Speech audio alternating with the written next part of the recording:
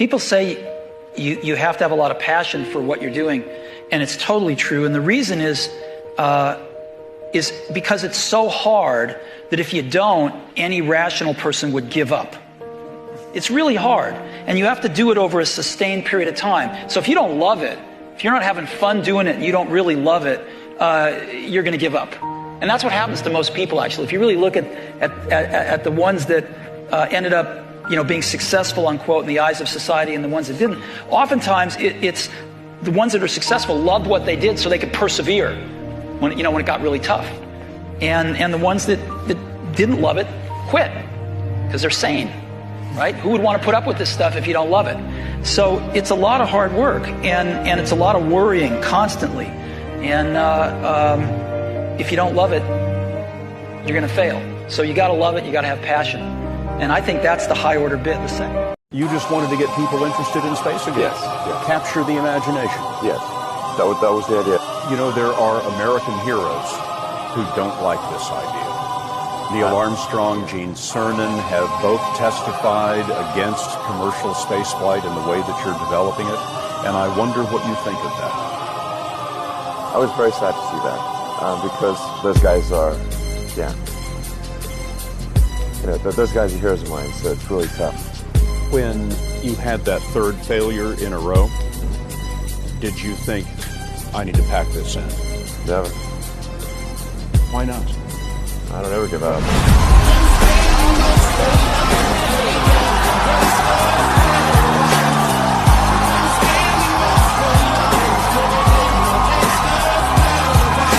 I very frequently get the question, what's going to change in the next 10 years?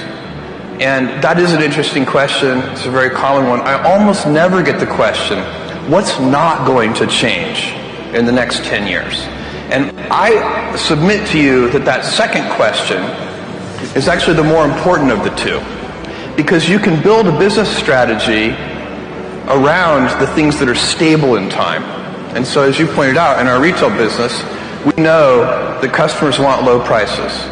And I know that's going to be true 10 years from now. They want fast delivery. They want vast selection.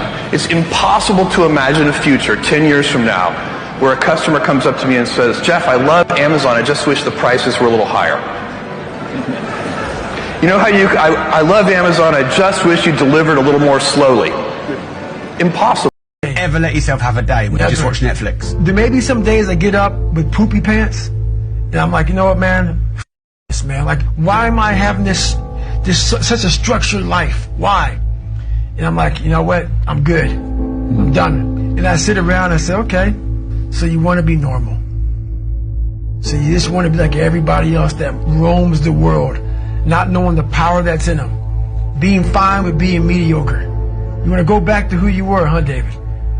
I'm like, that, man. Imagine it is your last day. You've accomplished the things you want to, and no one has access to your content or information. For whatever reason, it goes with you. This interview is gone. And you can only share 3 things with the world. What would be those 3 lessons or 3 truths? Give first and without expectation, and you'll get more than you can imagine in all aspects of life. If you can't do it forever, don't do it for a day. And probably something to the extent of, if nothing matters, then you get to decide what matters. So use the power wisely.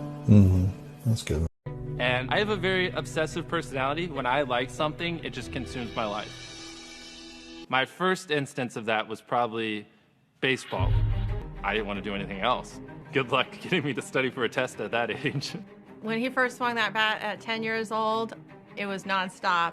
He was driven in Little League, going on to playing in Babe Ruth. He absolutely loved baseball. But my first time going on the baseball field for a Little League practice was just the most awkward thing ever. Like, I didn't know how to socialize. A funny story is I would always wear my hat like this, and then like the coaches would like pull it up. I was beyond shy. Even if there was a person in front of me, like, good luck getting me to talk to them. It's impossible. I didn't have that much social interaction. My mom wasn't home much. I watched a lot of ESPN, but outside of sports, it was just literally YouTube. That was all I watched. No one in my school liked videos, so I kind of just felt like an outcast because I just was hyper obsessed over it, and no one else really.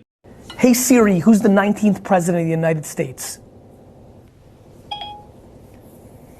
To me, here's what I found on the web for who's the 19th. The fact that I know that Rutherford B. Hayes is the 19th president of the United States that quickly, makes me laugh at every school in America that's making kids memorize the presidents of the United States. Yeah. It's lazy. Every single piece of education in the world that sits with memorization should be eliminated because information is a commodity. It sits on your phone. Yeah. If you would spend 1 hour a day, every day, on one subject for 5 years, you could become an expert on that subject. But when I started that process, I was kind of like doing countdown, 5 years, 4 years, 3 years. I'm thinking I'm Cape Canaveral, okay. But something happened to me about halfway through that 5-year process. Instead of asking myself, how long will it take, how long will it take, how long will it take? And I stopped asking the question, how long will it take? And I started asking the question, how far can I go? And everything changed that day. I changed from a goal mindset to a growth mindset. Growth allows you to continue to expand yourself and your world until there's just, so much more that you know and so much more that you want to share. The most used messaging app in Southeast Asia was built by a young man born in Ukraine who moved to the US. And the 3 most popular viral games in the US in recent years came from entrepreneurs in Finland, Ireland, and Vietnam. You're the ones building the next Google, the next Spotify, the next Tesla, the next, well, we don't even know, but what I know is that someone will build it. That when it feels scary to jump, Ian, that is exactly when you jump. Otherwise, you end up staying in the same place your whole life. And that I can't do. I've failed so many times. People probably know that I'm applying jobs for so many jobs. Over 30 jobs, all rejected. None even got a chance. 24 of us were interviewed for a KFC job. 23 accepted. I was the only guy rejected.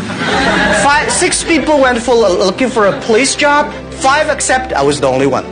My cousin and I applied job as a server in a 4-star hotel in my city.